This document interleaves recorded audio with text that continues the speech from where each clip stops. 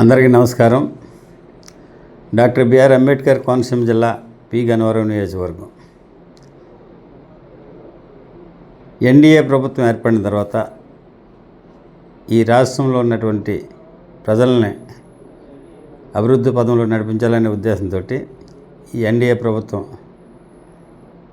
ఈ రాష్ట్ర ముఖ్యమంత్రి వర్యులు నారా చంద్రబాబు నాయుడు గారు, అదేవిధంగా ఉప ముఖ్యమంత్రి వర్యులు పవన్ కళ్యాణ్ గారు, బీజేపీ నాయకురాలు పురంధేశ్వరి గారు ఈ రాష్ట్రానికి చేస్తున్నటువంటి అభివృద్ధి సంక్షేమ కార్యక్రమాలు అంటే గతంలో ఉన్నటువంటి వైఎస్ఆర్సీపీ ప్రభుత్వానికి ఇప్పుడు ఎన్డీఏ కూటమికి ప్రభుత్వానికి ఉన్నటువంటి తేడాను మీ ముందుకు తీసుకురావాలని నేను సంతోషపడుతున్నా.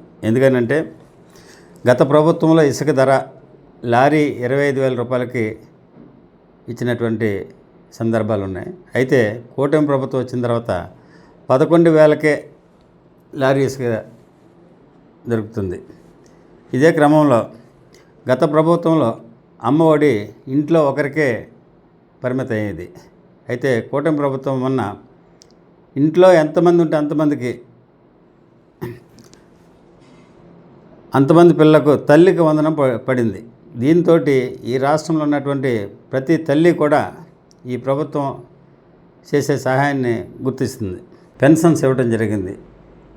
గత ప్రభుత్వం ఇచ్చినటువంటి 3,000 రూపాయల పెన్షన్ని 1,000 రూపాయలు పెంచుతూ 4,000 రూపాయలు ఇవ్వడం జరిగింది. అదేవిధంగా అప్పుడులో ఇచ్చినటువంటి హామీలో భాగంగా 3 నెలల ఏరియర్స్ని కూడా కలిపి 7,000 రూపాయలు ఒకేసారి ఇచ్చినటువంటి సందర్భం ఈ ఎన్డీఏ ప్రభుత్వం ఏర్పడిన తర్వాత మొట్టమొదటిగా చేసినటువంటి ఈ పెన్షన్ కార్యక్రమం.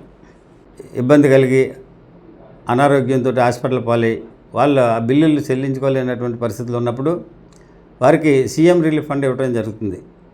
ఈ నియోజకవర్గంలో ఇంచుమించు 12 నెలల వ్యవధిలో 2 కోట్ల రూపాయలు సీఎం రిలీఫ్ ఫండ్ ఏర్పాటు చేయడం జరిగింది. గత ప్రభుత్వంలో నాసిరక మద్యం సప్లై చేసి అధిక ధరలకు పేద ప్రజల్ని హాస్పిటల్లో పాలయ్యేటట్లు చేసినటువంటి వైఎస్ఆర్సీపీ ప్రభుత్వానికి ఇప్పుడున్నటువంటి ఎన్డీఏ ప్రభుత్వం బ్రాండెడ్ లిక్కర్ని సప్లై చేస్తూ తక్కువ ధరలకి అది మద్యం విక్రయాలు జరుగుతున్నాయి. అంటే అప్పటికిప్పటికి ఉన్నటువంటి తేడా వల్ల ప్రజలు ఎంతో సంతోషపడుతున్నారు. గత ప్రభుత్వంలో అధ్వానంగా తయారైనటువంటి గ్రామీణ రోడ్లు ఇంచుమించు ఏ ప్రాంతానికి వెళ్ళినా కూడా రోడ్ల దుస్థితి చూసి ప్రజలందరూ కూడా చాలా ఇబ్బందులు పడేవారు. అటువంటిది ఎన్డీఏ ప్రభుత్వం ఏర్పడిన తర్వాత 80% గ్రామీణ ప్రాంతాల్లో ఉన్నటువంటి రోడ్లన్నింటినీ కూడా నిర్మాణం చేసి ఇప్పుడు ప్రజలు సురక్షితంగా ప్రయాణం చేసేటట్లు చేయడం జరిగింది. ఇకపోతే అంగన్వాడీ టీచర్స్కి జీతాలు పెంచడం జరిగింది ఈ గవర్నమెంట్లో.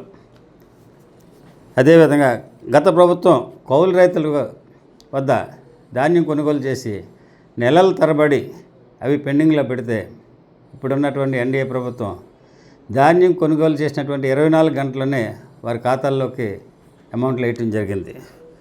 అంచేత కూటమి ప్రభుత్వం ప్రజల పట్ల ఎంత చిత్తశుద్ధితో ఉన్నదనేది ఒకసారి గమనించాలని ఈ సందర్భంగా తెలియజేస్తూ, ఈ కూటమి ప్రభుత్వం ఇచ్చినటువంటి హామీల్లో భాగంగా సంవత్సరానికి 3 సిలిండర్లు ఉగాది నుండి స్టార్ట్ చేయడం జరిగింది. అదేవిధంగా ఆగస్టు నెల మొదట్లోనే ఈ మహిళలకు ఏదైతే హామీ ఇచ్చారో ఉచిత బస్సు సౌకర్యం అది కూడా స్టార్ట్ చేయడం జరుగుతుంది. ఈ రాష్ట్రంలో మండు వేసవిలో కూడా ఏ విధమైనటువంటి కరెంటు కోతలు లేకుండా ఈ ప్రజలకి సక్రమైనటువంటి కరెంట్ని అందించడం కూడా జరిగింది. రాష్ట్రంలో ఎన్డీఏ ప్రభుత్వం ఏర్పడిన తర్వాత ప్రజల యొక్క వెల్ఫేరు, డెవలప్మెంట్ ఈ రెండు కూడా 2 కళ్ళుగా చూసుకుని ఈ ఎన్డీఏ ప్రభుత్వంలో ఉన్నటువంటి ముఖ్యమంత్రి గారు, ఉప ముఖ్యమంత్రి గారు, అలాగే బీజేపీ నాయకురాలు ఈ రాష్ట్ర ప్రజలకి సంక్షేమం కోరి ఇంత సర్వీస్ చేయడం జరుగుతుంది. అంచేత గత ప్రభుత్వంలో పడినటువంటి కష్టాలు, ఇబ్బందులు ఇప్పుడున్నటువంటి ప్రభుత్వంలో ప్రజలు ఎవరూ కూడా పడకూడదని ఈ విధమైనటువంటి పాలన చేయడం జరుగుతుంది. నా నియోజకవర్గానికి వస్తే పి గన్నవరం నియోజకవర్గంలో ఉన్నటువంటి అధ్వానమైనటువంటి రోడ్లని నేను మా ఉప ముఖ్యమంత్రి వర్యులు పవన్ కళ్యాణ్ గారు పంచాయతీరాజ్ శాఖ ఆయన ద్వారా ఇచ్చినటువంటి నిధులతోటి ఇంచుమించు 90% రోడ్లన్నీ కూడా సక్రమంగా నిర్మాణం చేయడం జరిగింది. మా నియోజకవర్గ ప్రజలందరూ కూడా చాలా సంతోషంగా ఉన్నారు.